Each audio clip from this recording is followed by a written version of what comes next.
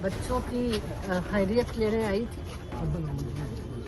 क्योंकि इतनी बारिश और इतनी धूप में भी बच्चे जी इतनी बारिश में बच्चे बैठे हुए हैं, तो बस उनकी खैरियत लेने आई थी।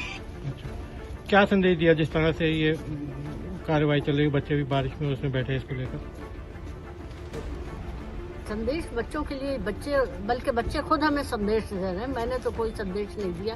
बच्चे कह रहे हैं कि जो कुछ भी हो जाए हम अपनी यूनिवर्सिटी के लिए संघर्ष करते रहेंगे हमेशा। क्या कहना चाहेंगी, क्या मैसेज देना चाहेंगी जिस तरह की कार्रवाई हुई है अपने भवन को लेकर, क्या कहना? देखिए, बच्चे खुद आंदोलन कर रहे हैं। ये एक तरह से मामूली धरना नहीं है, ये एक सत्याग्रह है कि बच्चे सत्य के लिए आग्रह कर रहे हैं कि हमारी पढ़ाई क्यों डिस्टर्ब की जा रही है, हमारी यूनिवर्सिटी को क्यों तोड़ा जा रहा है। पूरे देश से इसको लेकर जो है विरोध हो रहा है, यूनिवर्सिटी के लेकर कार्रवाई, इसको लेकर क्या कहेंगे?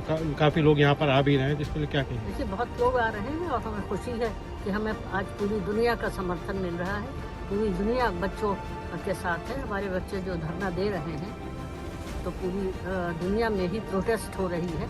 ऐसा ये एक डिक्टेटरशिप वाला ऑर्डर है कि फॉरेन यूनिवर्सिटी को गिरा दिया जाए।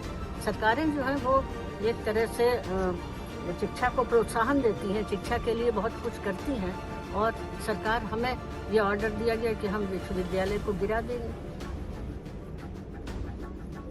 मेरा सिर्फ पुलिस और प्रशासन से यही आग्रह है कि हमारे बच्चे शांतिपूर्ण तरीके से सत्याग्रह कर रहे हैं और इसे ज़बरदस्ती नई नई धाराएं लगाकर इसे दबाने की कोशिश न की जाए।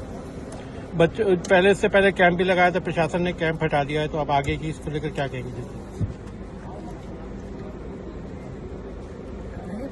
कैंप तो पुलिस का भी लगा था, और जबकि हमारे पास ऑर्डर है कि बगैर किसी इजाज़त के पुलिस जो है वो अंदर एंटर नहीं करेगी महाविद्यालय के परिसर में। पुलिस वालों ने कैंप लगाया था, वो भी विश्वविद्यालय की ही ज़मीन पर था, तो इसलिए हमने उनसे ये बता दिया था कि अगर आप कैंप नहीं हटाएंगे तो हम कंटेम्प्ट करेंगे।